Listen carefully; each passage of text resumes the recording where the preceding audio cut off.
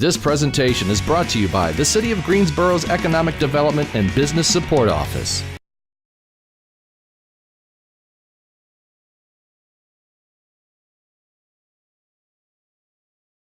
A little bit about our organization, Strong Towns. I am from Minnesota. Our organization began there. We work nationwide. We're a 501c3 nonprofit, and our mission is to support a model of growth that allows America's towns to become financially strong and resilient. How many of you would call Greensboro a town?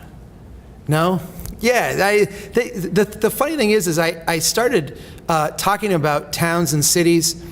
And over time, what we were really having a conversation about was local units of government. When we came to starting the nonprofit and naming the organization, we could have called it Strong Local Units of Government, but that would have been a really long, not very catchy name. So we called it Strong Towns. If I talk about cities, if I talk about towns, what I'm really here talking about are local units of government, the body that governs the places that we live and the things that are impacting their finances today.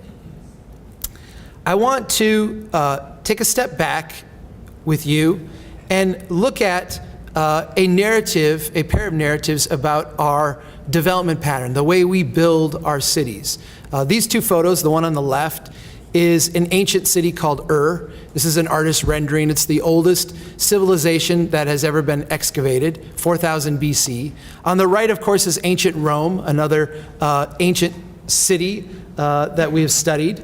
If you look at both of these places, you'll see a certain rhyming to the way they are laid out, the way they are designed, the way buildings are spaced, the way space is allocated. And that is, as we're taught in planning and engineering schools, a function of the way people got around. The technology of the day, if you wanted to go somewhere, was your own 2 feet. People walked. And because people walked, civilization, cities, the places people built were scaled in a certain way. The distances between certain types of buildings, the way that they're spaced between each other, the gaps in the system, etc., were all a function of a society of people who walked. And of course, you can come all the way up to my hometown in central Minnesota. This was taken in the early 1900s, was based around these same basic parameters. People walked everywhere they went, and so what you're seeing here is a pattern that has been repeated thousands of times across civilizations, across cultures, across different geographies and different climates. Beginning with really a little prior to the Depression, but then beginning in earnest after World War II, we came up with a different style of development, a different pattern. This one based on the new technology of the day, the automobile. We began to design different building types, different building styles, different ways of locating things and separating them, different ways of connecting them, all based around this technology of the automobile. In engineering school, in planning school, and as a general cultural narrative, we like to describe this as progress. The old technology was walking. We built cities around people who walked. The new technology is the automobile. We now logically build cities around the automobile. The next technology will be perhaps jet cars, and we will build cities differently around jet cars. And someday we'll have teleportation, and our cities will look completely different than they do today. This is just humanity progressing through different levels of technology. That's a comforting narrative. There's another way to look at this, though, that isn't quite as affirming of where we're at today.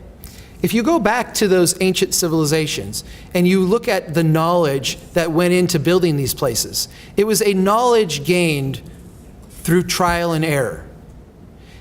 What you are seeing when you get up to early 1900 cities, including the way this city was built, what you are seeing is an application of general cultural knowledge that was developed over thousands and thousands of years of trial and error experimentation. People did what they knew worked. They copied what they saw done in other cities. And the operating system for a city like this was one that had proven itself to be financially strong and resilient over many thousands of years, over many different cultures worldwide, and many different civilizations. When we look at the modern approach to building, Well, it seems very familiar to all of us. To all of us, it seems like the way things are done, because for most of us, this is what we have known our entire life. Yet the traffic engineering profession is a mere 60 years old. The zoning standards, the way we finance places, the way that we lay things out, all of those are based on theories and ideas that have come to fruition over the last 50 to 80 years. This is a very, very young experiment.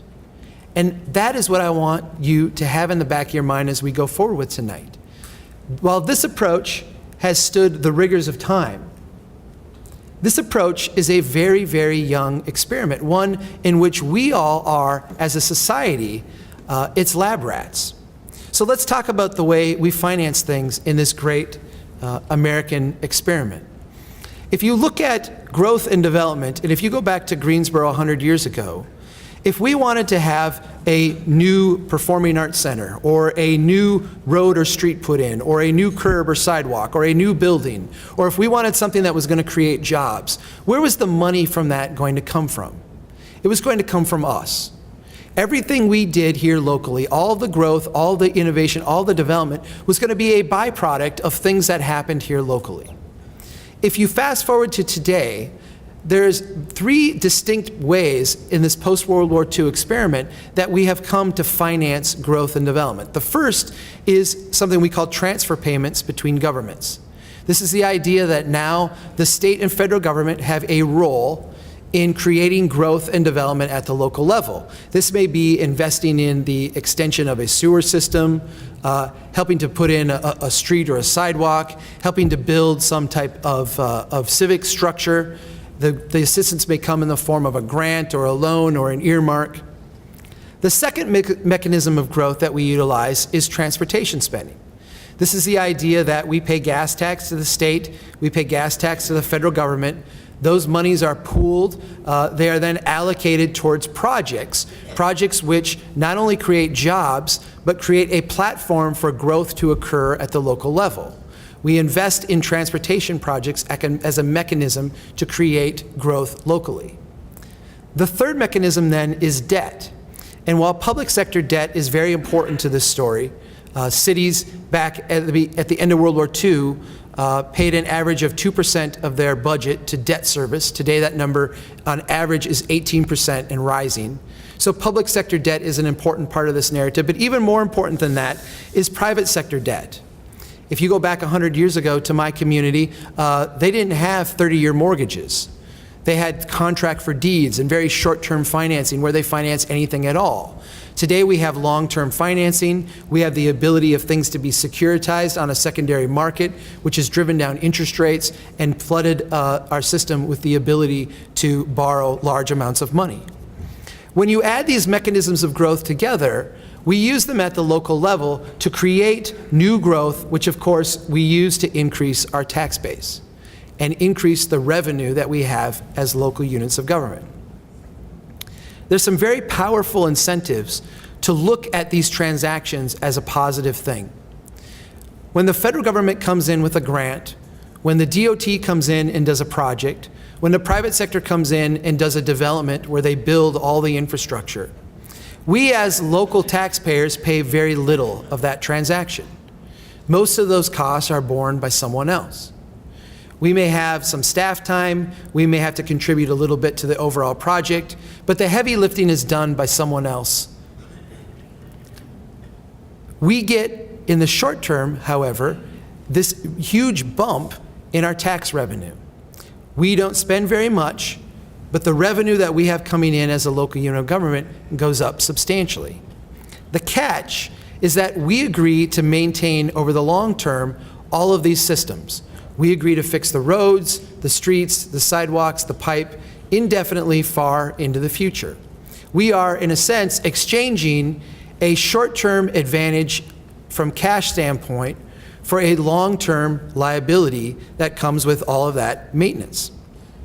If you think this through over multiple life cycles, there's only one of two ways that this makes sense as a long-term proposition. Either growth is going to continue at ever-accelerating rates. In other words, there's always going to be that much more new growth we can create, that we can use that initial cash advantage to make good on all the prior obligations we've made. Or the pattern of growth, the way we actually build our places, is going to generate more in wealth for us than it is going to generate in long-term costs. Now, unfortunately, we realize that this first statement is not true. We're not going to grow at ever-accelerating rates. It's a hard lesson. Some cities in this country had to wait till 2007 and 2008 to learn, but we know that today.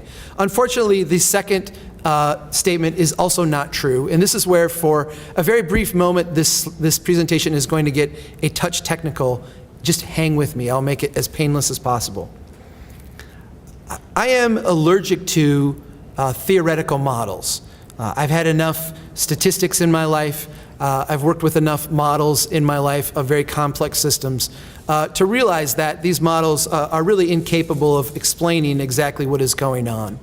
And because I'm allergic to theoretical models, what we have done at Strong Towns is go out and study as many real-world developments as we can, breaking them down preferably into the smallest parts that we can analyze to try to get a sense of what exactly is going on. This is the simplest development that you could find. This is a residential 2.5 acre lot subdivision with a dead-end road with a cul-de-sac at the end. There are no commercial properties. This road is not upsized for any through traffic. There's no chance that this will ever extend. The only people utilizing this road are the people that live there on it. The city had a policy that all the roads should be paved, and so the city went in and paved this road. The cost was $6,600. The city paid half. The residents paid half. We asked the question, based on the taxes the city is collecting from the people within that development, how long is it going to take them to recoup the half the cost they had to spend on the road? The answer is 37 years. Now, as an engineer, I know and understand that that road is not going to last 37 years. Yet it's going to take the city that long just to recoup the half that they spent. Now, the second time around, the property owners aren't going to be contributing anything. They're paying taxes for that.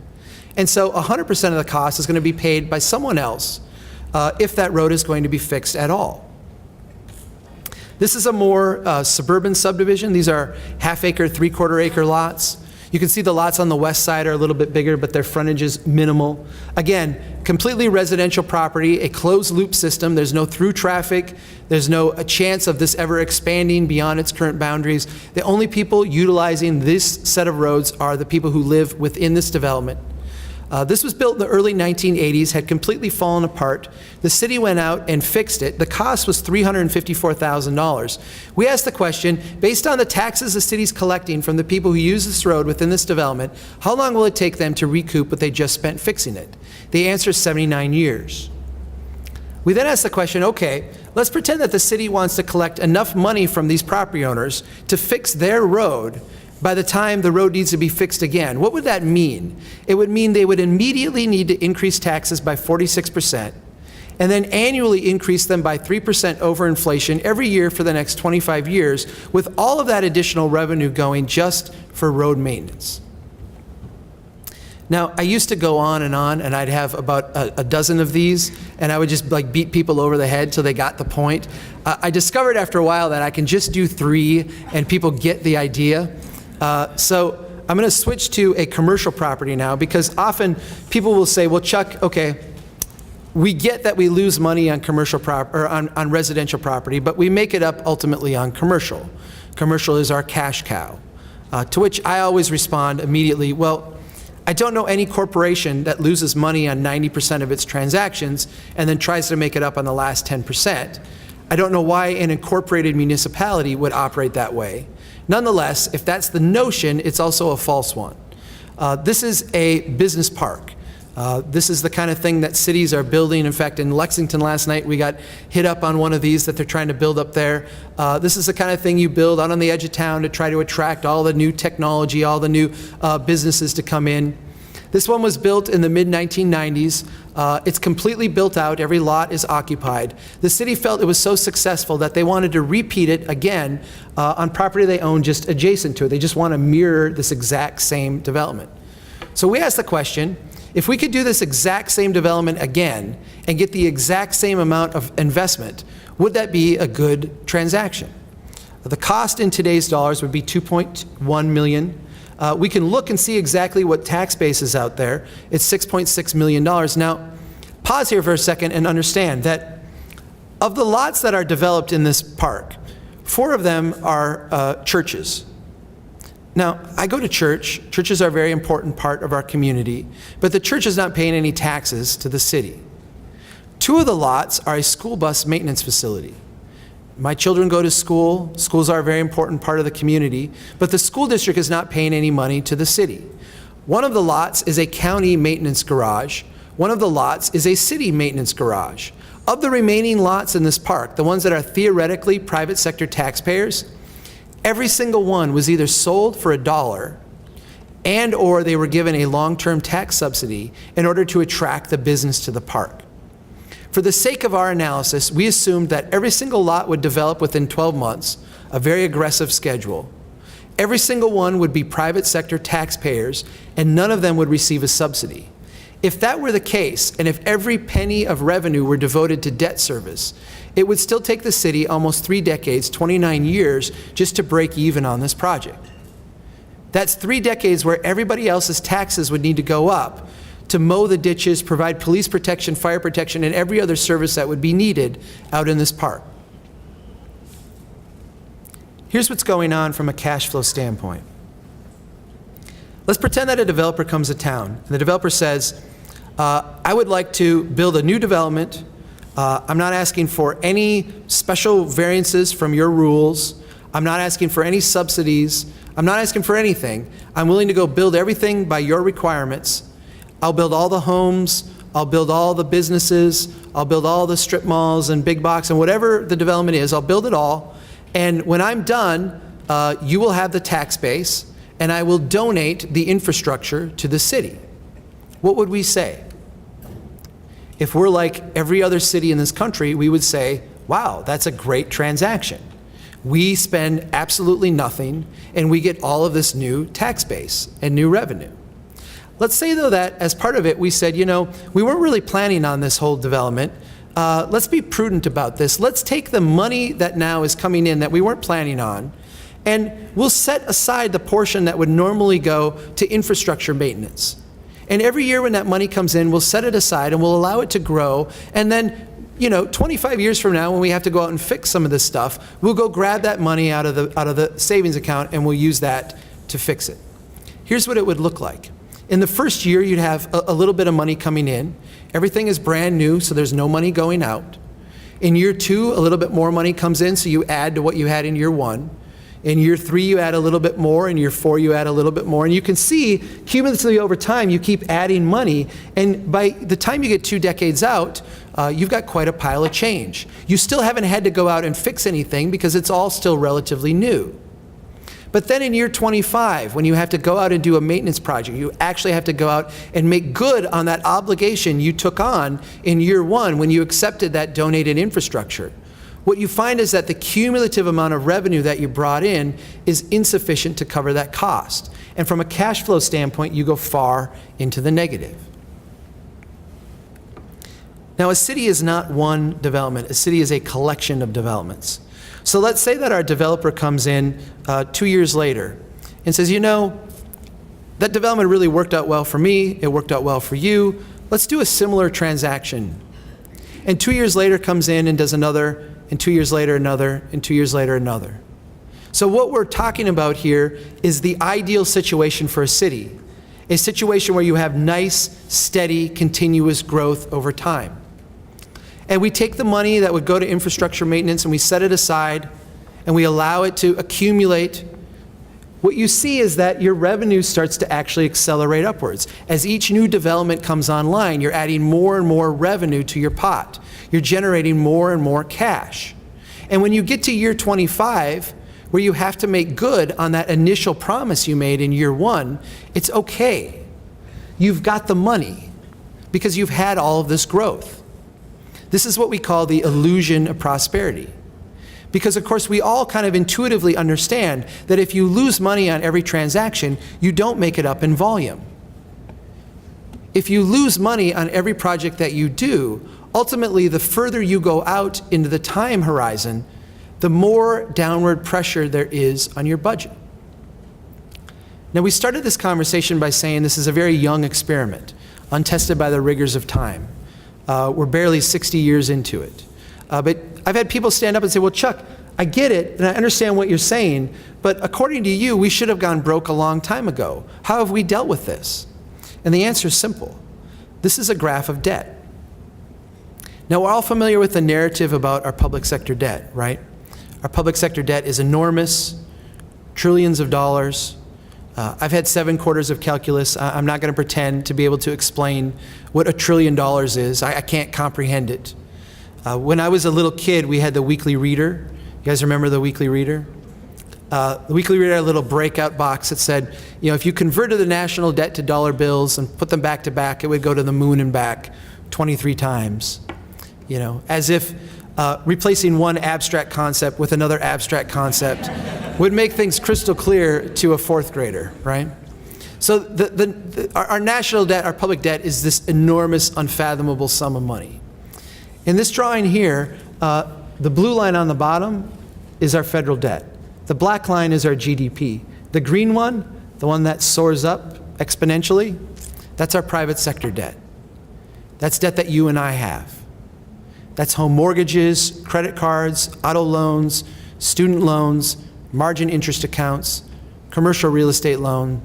That's private sector debt.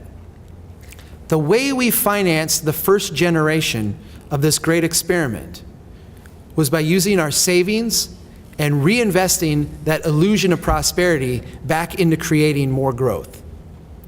When that became insufficient to keep everything going, we gradually shifted from an economy based on growth through savings and investment to an economy based on growth through debt accumulation. And you can see, as we crossed over into the third life cycle, that growth from debt accumulation became so important to keeping everything going that we actually allowed it to become predatory. We actually allowed people, and we created systems that encouraged people who could not afford homes to buy homes.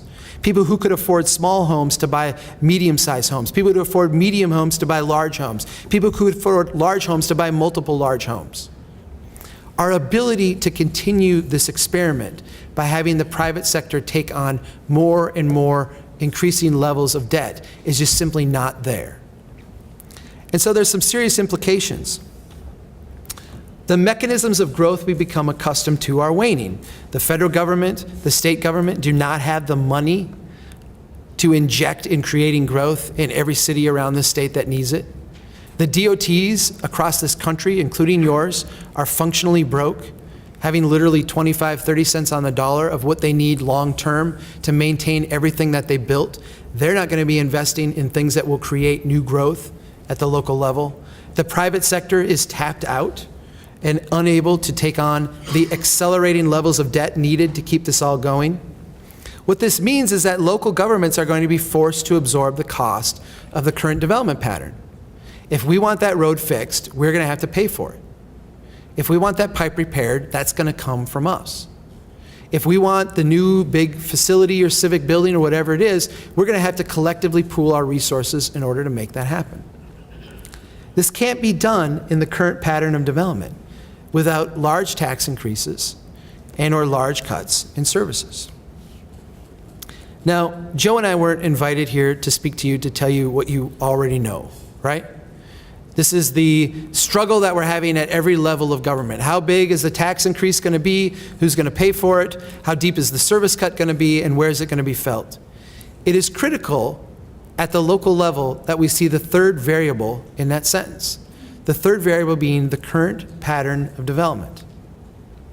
As long as we continue to build places that are functionally insolvent, there is no amount of tax increase and there's no amount of service cut that can fix that. As long as we continue to build places in a pattern that costs us more over the long term than it generates in wealth, there's no way that our cities can avoid insolvency. We literally need to change the way we are building our places. So, what do we do given this complex set of problems? I had to put this in because I would go and talk to groups, and I would have a period where we talk about, here's the things we need to do, and Joe's going to kind of handle a lot of that tonight for us. He's going to be the happy guy that gives you the good news. But I always have people at the end stand up and say, well, Chuck, I've heard everything you've said, and I get what you're saying, but you didn't tell us the solution. I'm kind of mad at you. What's the solution? And what I realized I was being asked was not what I was hearing. What I was hearing is, what's the solution? But what I was really being asked was, what can someone else change about what they're doing so that I don't have to change anything about what I'm doing? I don't know of any such solution. We've literally created for ourselves a complex set of problems to which we're going to need to collectively respond rationally to. And that's going to mean having an entire different conversation about how we create wealth, how we create prosperity, and how we are going to finance this great experiment at the local level. I'm going to end with this, and I appreciate the fact that the Field of Dreams came up earlier tonight. I'm a huge baseball fan. We are in what we call the desperation phase of this suburban experiment. The phase where at the local government level, we're so desperate for growth that we are doing literally crazy things to try to create it. And this is, not a commentary on Greensboro as much as it is a commentary on this nation. This is every city across the country is in this position. Build it and they will come is a brilliant movie plot. You've got baseball, you've got cornfields, you've got Iowa, it's got everything, right? It is a horrible economic development strategy. I can't tell you how many underutilized places I've seen across this country that were built on the build it and they will come premise. Build it and they will come is a very modern American ideal. This is not how people built wealth historically throughout all of history. The way we built it was like this. This is my hometown back in 1870. It's about a block off the railroad tracks. It's about 500 feet from the river. These were a bunch of illiterate lumberjacks in the north woods of Minnesota. Today, this is 2.5 hours away from Minneapolis, St. Paul. Back then, it was multiple days' journey from civilization. These people went in, they planed some wood, they threw up some shop storefronts, they put in some windows, and they had a little city. We built thousands of these across the country, and a lot of them failed. When they failed, did the Wall Street banks go under and need a huge bailout? Did the government have to come in and make people whole so that the economy wouldn't collapse? Did the grocery stores not have stuff on the shelves? No. What happened is there was a tiny investment. There wasn't much at risk. They just plucked the glass out of the windows, pulled down the iron, and moved on to the next city. These were small incremental investments. But a lot of places, those small incremental investments worked. They became successful, productive. And what you found is that over time, this exact same street became this. This is 30 years later. I showed you this photo earlier. 30 years later, this exact same street became that. Now, was there any huge build it and they will come investment that was made here? Was there any game-changing investment? Did they do any tax subsidies? Did they get any federal grants? No, none of that stuff. Do you know what they did? They just built in small little increments over a broad platform, over a long period of time. We all understand how to create wealth. You don't create wealth at the casino. You create wealth by working hard, being prudent, and investing small sums over a long period of time. And when you do that, what you see is a street that begins like this, and 30 years later becomes this, 40 years later turns into a place with granite and rock facades. A place that looks a lot like the great street you've got out front here. This place out front here was not built by some grand speculative venture. It was not built by outside money. It was built by you, slowly, over time, incrementally. That is a really powerful observation because we are in an era and an age where everything is tightening up. And we're finding we have less and less to do more and more. We have the capacity among us to build fantastic, great places. Places that will be great for the people that live here, places that will make us wealthier and better off, places that will be wonderful to live in, raise kids in, grow old in. We have that capacity to do that here. And I hope that you all will see that the incremental approach is the way we get that done. Chuck and I have a similar message from a different angle. And in working with Chuck and knowing Chuck's work, a lot of it is the lessons that we bring and the stories that we tell. And I want to put a couple of my lessons up front on how I see cities, and I think that you'll see how Chuck and I are similar in this. How many of y'all have seen me speak before? We've got a couple. Okay, so don't yell out the answers or laugh at the jokes too early, but there's ways that I see cities are a lot like the way that I see humans. And for me, humans have a DNA. So if you want to see how I started, this is how I started my life when I had hair, and I was 3 months old, and with a barrette in my hair even. And this is what I'm going to become, right? So I'm going to become Papa, whether I like it or not. And you all experience this with your families, right? You understand this. This is my dad, so I will become my father. Now, there's blessings in curses in that. Now, I'm genetically Italian. You can tell from my name. I'm also have a genetic predisposition to heart disease. This is evident in my family. Every Minicozzi male has had a heart issue by the time they're about 60 years old. My dad has had a 6 bypass heart surgery. So I know that, I don't know, what do you call that, like a septuple heart surgery or something? I don't even know the name. But I know that's in me. Now, I've got a problem. Being Italian, I like to eat. I love bacon. I love key lime pie. I love eating a lot of food. My mom's a great cook. But I'll have to deal with those issues that come with that eating. You know, I had the chicken and waffles down the street, so I've got to exercise now. But, you know, we know this. We know this in ourselves. Cities are no different. They have a DNA. What kind of heart attacks have y'all had? Who's Greensboro's grandparent? What do y'all want to be when you grow up? You know? You've got a trajectory of growth one way or another, or a trajectory of death. It's your choice.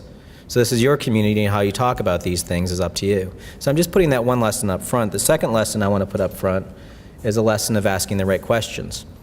What Chuck and I do is bring different questions to you all to see different realities and solutions. So I'm going to give you 5 seconds to take a look at this kid's puzzle. It's fairly easy. So just if you could, just tell me how many shapes you see in this next image. And again, those of you that have seen this before, don't shut out the answers. But those that are new to this test, please do. So it's 5 seconds, tell me how many shapes you see. Go.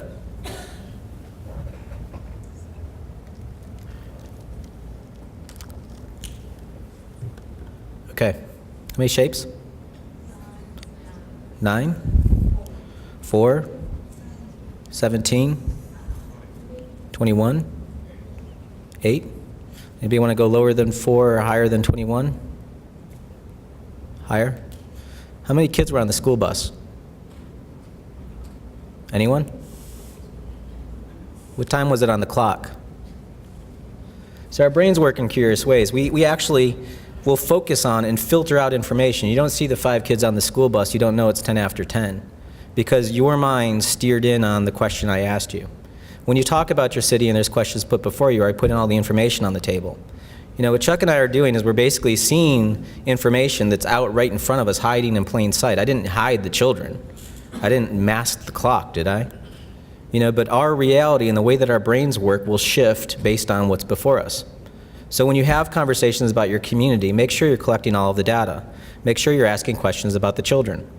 You know, so this is all basically the things, that the biggest lesson in what Chuck and I do. So let's go ahead and take a huge step out. Who's been to Asheville before? Everybody? Is there anybody that's not been to Asheville? I should start asking that in here. So there's Asheville. Y'all know where it is. This is how Asheville started, very similar to Chuck's world. This is a shot down Main Street. Y'all have stood there. This is late 1800s downtown Asheville. That 30 years later became this. We like to say that the 3 T's made Asheville: trains, tourism, and tuberculosis. That once the train lines came, it brought all these people up there. We had the second streetcar line in the entire country. Presidents came to visit. We still have presidents. Obama keeps on showing up for our barbecue. During the 1920s, though, not a lot of people know this, we grew by 20% every year throughout the 20s. We were the second largest city in North Carolina. The only city that was bigger than Asheville was Winston-Salem. During that period, we amassed the highest debt per capita of the entire United States. We were #1 in debt. When the Depression hit and our books were audited, we thought we had $18,000 in the bank. It turned out, or $5 million in the bank. It turned out we had $18,000 in the bank. Our city council was indicted, and then the mayor committed suicide. That's how we entered the Depression. Thomas Wolfe, the famous American author, had this to say about his hometown. Asheville has squandered fabulous sums. They've flung away the earnings of a lifetime. They've mortgaged those of a generation to come. They have ruined a city. And in doing so, they've ruined themselves, their children, and their children's children. Talk about naming names, right? Incidentally, the name of his second book was called You Can't Go Home Again, for obvious reasons. It took us until 1976 to pay off that debt. We paid it off slowly since 1930, basically. But when we did come out of that debt cycle, we started taking advantage of these federal systems that Chuck was talking about. We plowed a highway through the north side of downtown called the Crosstown Expressway, and then the coup de grace was when we blew the mountain open called the Bowcatcher Cut, which the mall happened on the other side of that, and downtown died. Familiar story? And this happened all across the country. These are lovely shots of downtown Asheville. I mean, look at these tremendous real estate opportunities right here for you to redevelop. Why don't y'all come up there and help us fix a building or two? I mean, this is not so long ago. This is the 1990s in downtown Asheville. Look at all these boarded up buildings just sitting here. So this is we covered things up with aluminum and hoped that they just disappeared or something. And like a Greek choir, anytime somebody tried to fix downtown or do something downtown, the children's children would rise up and say, that'll never work here, don't even try. We're not like that place, we're different people. And this generational issue is still a problem in Asheville. People, when I go, especially around this state, they're like, oh, Asheville's so wonderful. And I'm like, come up to Asheville and see some of this. We still have debates about fixing our downtown, which is kind of silly. So an interesting home story and something that really it kind of makes me proud to be here in Greensboro is it's actually one of your folks that actually has had the biggest change in Asheville, and it's Julian Price. Julian's from Greensboro. His family is part of the Jefferson Pilot Insurance Company. He brought his inheritance up to Asheville as a philanthropist and converted it into a real estate development project. Julian created the Public Interest Projects, which is a for-profit real estate development company. He's the shoulders at which I stand on. It's because of Julian that our development company got off the ground. He put 75% of his wealth, of his inheritance, into the sticks and bricks, and reserved 25% to seed businesses. So like the Laughing Seed restaurant, that's one of our projects. We put those chefs into business and financed their restaurant. They've since bought us out, and they're one of the anchors to downtown. But all of this is because of Julian. So this is one of the buildings that we rehabbed before and after. And I'll ask the audiences this question usually. These are 400 to 600 square foot apartments. Who in this room would live in a 400 to 600 square foot apartment? Anyone? Got 5, 6 people? Let me change the question. Who in this room has lived in a 400 to 600 square foot apartment? You know, that was our massive marketing study right there, by the way. We saved $18,000 by basically asking a few people, have you ever lived in a 600 square foot apartment? You know, we looked at the 83,000 people and realized that 26 units, not a whole lot of risk. We just thought differently about our community. The other thing that Julian was doing that was fairly significant, this is what Asheville looked like when he was still alive, and he published his own newspaper. And this is one of the articles from the newspaper. And interestingly, he quoted Arthur Frommer. Among cities with no particular recreation appeal, those that have preserved their past continue to enjoy tourism. Those that haven't receive almost no tourism at all. Tourism simply doesn't go to a city that's lost its soul. Now, Julian wasn't a huge fan of the Convention and Visitors Bureau, but what he was trying to do is he was trying to deal with those children's children that had a problem with the city. And he was trying to get people to preserve buildings and maintain the downtown. Interestingly, 15 years after he published this, Frommer's magazine would list us as number 5 place in the country to visit. And I think that's kind of special. And again, he's one of your hometown folks. But what was happening in downtown is through those investments of fixing up, and this isn't all just us, there's lots of investors that worked in downtown, but by fixing those existing buildings, these 2 step-ups over that period of time was just by filling up those upper stories, by polishing what we had. We didn't get new buildings until around 2008. Right now, our downtown is approaching $1 billion worth of value, which is kind of phenomenal, considering where we started. So what we try to do is think of it a little bit differently. If we thought about the city the way that a farmer thought about crops, would we think of it differently financially? So let's take one of our buildings that we rehabbed. This is ground floor retail, second floor office, upper stories residential. When we bought the building, it was worth $300,000 on the tax rolls. Through our efforts, it's now around $11 million of value for the building. So that represents a 3,500% tax penalty, right? We fix the building, we pay more taxes. That's one way of looking at it. Or the other way of looking at it is our community now has 3,500% more community wealth thanks to this rehab. And we like to think of it that way, that our community can now afford more stuff. Let me change the way that we think about this. Now, how does that building or this Walmart, or that's my house, that's my wife Caroline and our dogs. Our dogs are a little weird, they think they're lions. But when people see these buildings, they immediately go, well, Joe, this is a $20 million building, and that's significant, right? Caroline and I pay $2,000, we're on 1/10 of an acre. If you had a 1-acre cookie cutter that you dropped into my neighborhood, you'd pull out $20,000 in taxes.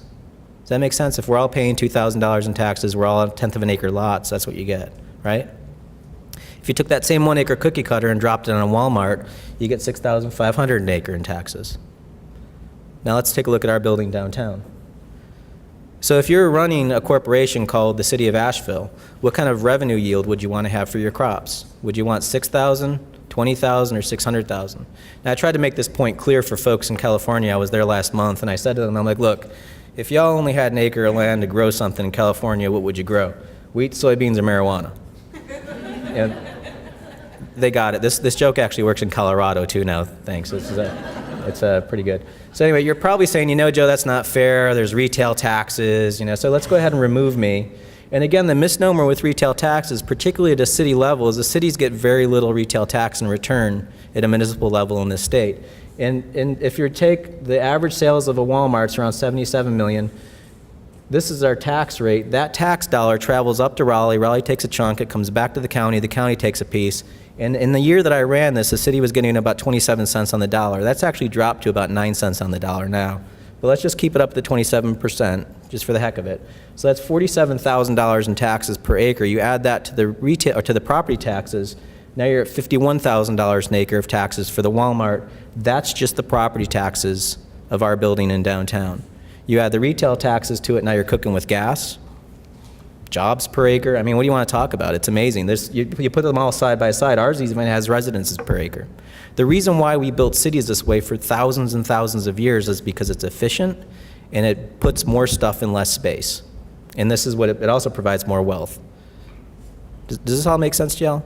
One of my friends calls this the Moneyball shot on cities. You know, if you just look at the data and let your biases disappear and ask a different question, you'll see different information. And that's all we're doing here. So what we're seeing also is that there's a production level at a county level too. That was just the city side. So this is my county's tax yield per acre, because every resident of Asheville is a resident of Buncombe County too, right? Y'all are residents of Guilford County. So the average city resident is paying about $1,700 an acre in county taxes. The county resident's paying about $1,200 an acre in county taxes. So right out the door, you see a city resident pays more county taxes than a county resident. Oh, incidentally, we like to pick on the Biltmore estate too. They've got a lovely tax break. But putting that aside, this is the mall at $8,000 an acre of county taxes, and then here's residential. So you see commercial actually is very productive, right? Well, let's not stop there. Let's go into downtown, and here's our building downtown at $250,000 an acre in county taxes. Here's the mall at $8,000 an acre in county taxes. What's crazy about this bar chart is, let's look at a 4-story building. A 4-story building or a 2-story building. A 4-story building is producing $45,000 an acre in county taxes versus the mall at $8,000. So what we're allowing ourselves to do is we're building ourselves poor, basically. We're getting a very low level of return on these 1-story buildings. Once you start stacking buildings, you're stacking your wealth. Does that make sense? So this isn't scary math that I'm doing here, people. This is 5th grade division. I'm not a math whiz. I don't have a finance degree. I actually failed my calculus. Sorry, Chuck, but you have to ask the question: where does government get its money? And reading what incorporation is, this is from Webster's dictionary. Incorporation is the forming of a new corporation. The corporation may be a business, a nonprofit organization, a sports club, or a government of a new city or town. So basically, y'all elect a board of directors to run a multi-billion-dollar corporation. So the citizen is a shareholder in two corporations, the city and the county. So having the county part of this conversation is very important. And what's good for the downtown is great for the city, but it's incredible for the county. So you're just dealing with a boundary of land that's run by a corporation of elected officials. Now, when a developer builds this godforsaken place somewhere in Arizona, if I were to build this, when I build it, I keep track of all the costs in there, the roads, the sewers, the permitting, the plans, whatever, and I just divide it by the rooftops. When government gets this thing plugged onto the street, do they do the same? And we saw with Chuck that they don't. The numbers don't match up. And what's crazy is we're not the first people to do this, to talk about the cost of this land use pattern. It's actually this guy here produced this document called The Cost of Sprawl in 1973. Did y'all know that he wrote this book or got this thing published? All of the work that Chuck and I do is basically in this document. And this is stuff we need to understand. So we were in Sarasota doing a study. We did their chart. We had to turn the bar chart sideways because it just got obscene. But they had this cost document for residential units. And basically the public facility costs per dwelling unit. The state costed out and figured out what it cost to service somebody living in a downtown versus somebody living in a burb somewhere in Palm Beach County. These are all real places in Florida. So we took somebody living downtown and somebody in the burbs, and we ran the numbers on this. So here's the burbs, here's the urban environment. Let's take 357 units in both and run them side by side. So this is the land consumed in the downtown environment and in the suburban environment for the same number of dwelling units. So the pattern of development consumes 1/10 the land area of your corporation. It costs you 57% as much to service those individuals, yet you make 830% more money. So that all makes, I mean, this is straight out of their tax records. This is really easy to get. So you're making 830% more, and it's costing you 57% as much. So if this is my mortgage, and that's my annual payment, this is Chuck's mortgage and his annual payment, how long will it take the two of us to pay off our notes? So it takes me 42 years to pay off. It takes Chuck 3. So in real estate development world, if this is my cost, this is my revenue, and this is my time, I can run an ROI, right? So the county's ROI in this is a 2% ROI for the suburban development, and it's a 18% ROI for the urban investment.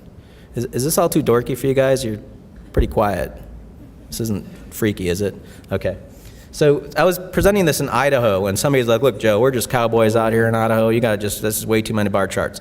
So they said, could you do it in a different way? Could you just show it to me in year 20? So in year 20, the county's made $34 million off the downtown housing. This is the county. And they're still in the hole $5 million where the housing is actually out in the county. Does that make sense? When you look at your annual budgets, we don't geospatially position where the money's going to and coming from. We don't think of it from a locational standpoint. So Chief Justice Brandeis was right. These are the relentless rules of humble arithmetic. This is very simple math to be producing. We've done this all across the country, mashing up every city that we've been to. We see the same pattern over and over again. For every dollar of county taxes a county resident pays per acre to the county, the city resident's paying about $8. The Walmart's paying about $7. The mall's paying about $14, and this is in county taxes. As soon as you get to a 2-story building, you start to see it shoot up, and it's real simple. You're just stacking the stories. Every new story is paying a taxable basis, and it's not proportional, it's exponential. So what I'm trying to do is frame the question differently of how we look at land. When we look at cars, we don't say what the miles per tank is, do we? We don't say, well, what's your miles per tank? Has anybody ever done that with y'all? Is that how you compare cars? I mean, if we did, we'd all be driving Ford F-150s at 650 miles per tank. When we talk about buildings, it's always the big numbers, the $20 million Walmart. Well, how did it consume the land? The land is the finite object there. You only have so much of it, and particularly now with this new legislation from our state. So we say miles per gallon because that's the non-renewable resource. So when I say miles per gallon, the numbers change. I didn't change the cars. And we should all be driving BMW Asettas at 70 miles per gallon. Sorry to your Prius owners, but 1955 technology beats it. So we talk about these charts. Now Mark asked us, he's like, well, could you do it for this region? By the way, this is the region of part. And you can see here's Charlotte, and Charlotte kind of takes a big bite out of this corner here. But y'all are up here, and I thought, well, that's a big area. You know, to put it in the context of what he has to deal with from a regional transportation standpoint, I dropped it on New York State, and it basically goes from Ontario to Pennsylvania. Or if you dropped it on Connecticut, it's like the whole size of Connecticut and chops into Massachusetts. I mean, think about that. If you have friends that commute across this region, from Burlington to Winston-Salem, that's like driving across Connecticut. That's insane. But anyway, put the other side. It's a big area. Oh yeah, we dropped it into Europe for the heck of it. There's Switzerland.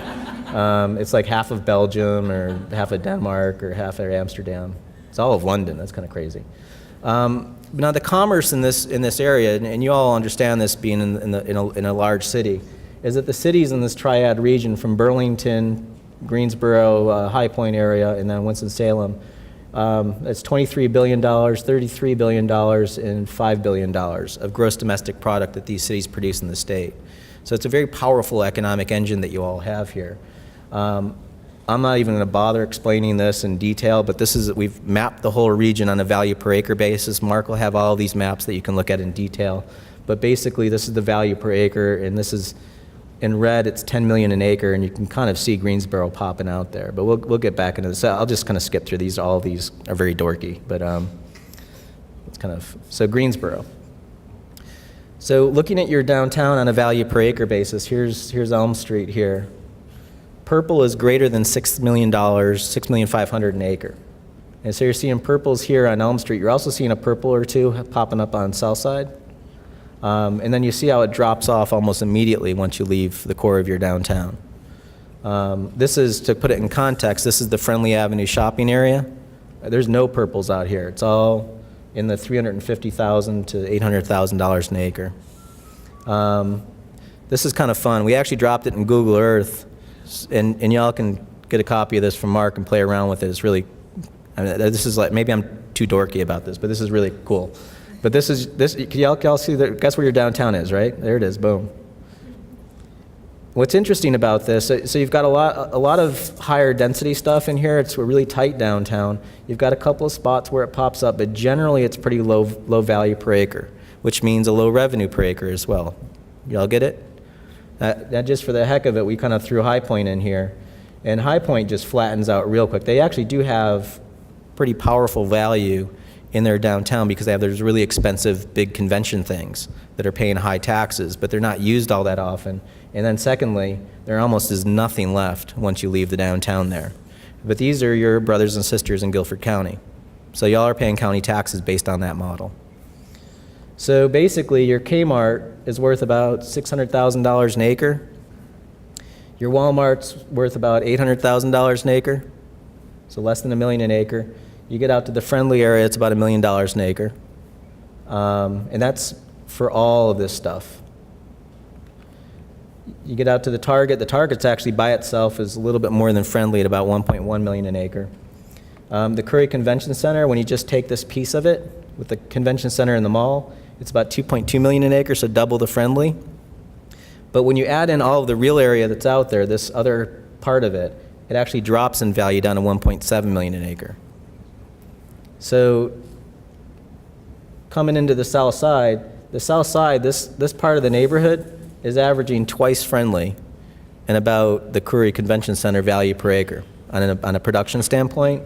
The south side tower homes, and I know that some people don't like them, I talked to you earlier, but they're $3 million an acre of value. So a townhouse inside the south side is pulling about $4 million an acre, or 4 times the production of Friendly. And the City View apartments are doing quite well at $3 million an acre. Other townhomes, you can see that these are $1 million less an acre versus the brick ones, so that's kind of a difference there.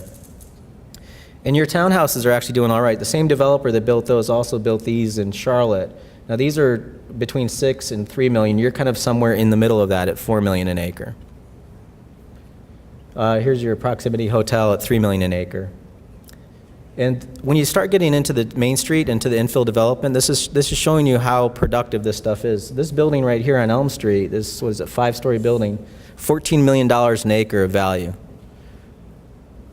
And then this is your Crest at $14 million again. 324 South Elm, it's not even occupied in the upper stories. That still has to fill out, but that's producing a tax base of $17 million an acre of value. Julian's family's building is $37 million an acre, and then the Center Point condos is $87 million an acre. That's 87 times the value of your Friendly Plaza on a per acre basis. So what this chart looks like, this is your tax revenue of your Guilford County tax base. So the county residents here, on average, are paying about $2,000 in taxes per acre, where the city residents paying about $2,300 in county taxes. Kmart's at $2,400. There's Lowe's, Home Depot, Walmart, Friendly Center, right here at $4,300 an acre in county taxes. This is Southside total at $9,000 an acre in taxes. I know we have a lot of Southside people here. You're very productive. You're twice a target. And then you get into, let's see, these are the City View apartments, the Rainbow townhomes, the Southside townhomes at $17,000. This is the average for the historic core of downtown at $30,000 an acre of county taxes. And then you get into 360 South Elm at $61,000. This is the Crest building. This is 324 South Elm. This is the Jefferson Pilot building, and right here is the city Center Point condos at $376,000 of county taxes per acre. So let's kind of get to the end here. So basically, 2.2 acres of those townhouses will equal the entire 15-acre Friendly Center Plaza. Does that make sense? Y'all follow this? Or 7.5 acres of this will equal the Friendly Plaza area. Or to bring Guilford County into this, and we take the Oak Hollow Mall that's down in High Point. Now again, that's another piece of Guilford County, right? So 1.9 acres of this will equal the 62-acre that. Or 11 acres of this will equal the entire 89-acre Curry Plaza. Only 2.3 acres of this will equal the Curry Plaza, which is kind of wild. Now again, as you think about these choices in your community and how you build, think about the revenue return you're getting on these things and the cost of infrastructure around them. And we have this ability to plan for that. This is from a kid's book on city planning from 1932. V is for value, not measured in wealth. Planners think wisely, weighing comfort and health. You know, think of the wealth that you produce in your community and how you can deal with the cost that they cover. So think about this model and how to get more, you know, grow some more purples, but also this stuff's not so bad either in the reds and the pinks. So look at this model, play with it. It's really a lot of fun. And also understand that there's behavioral things inside the system that you're dealing with. This is how buildings were taxed in England for 100 years based on the number of windows you had. And what people started doing is they boarded up the windows to avoid the taxes.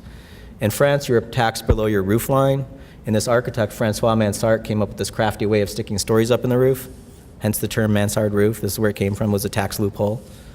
When you look at the landscape, there are things that are built into the landscape that afford me a subsidy.